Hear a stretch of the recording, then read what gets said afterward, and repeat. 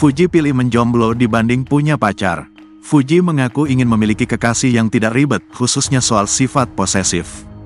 Dan Fuji pun mengaku pernah dekat dengan pria, namun hal yang disayangkan sifatnya tidak disukai Fuji.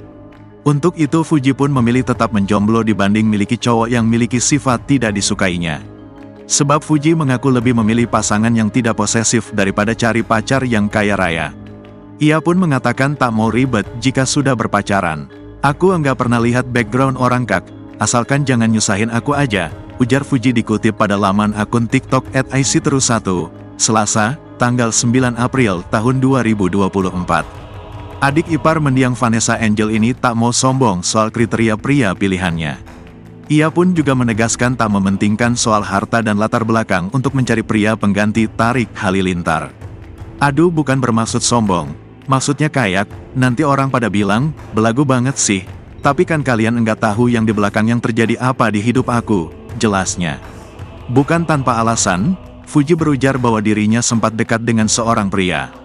Sayangnya, wanita berusia 21 tahun itu kurang cocok dengan pria yang memiliki karakter posesif.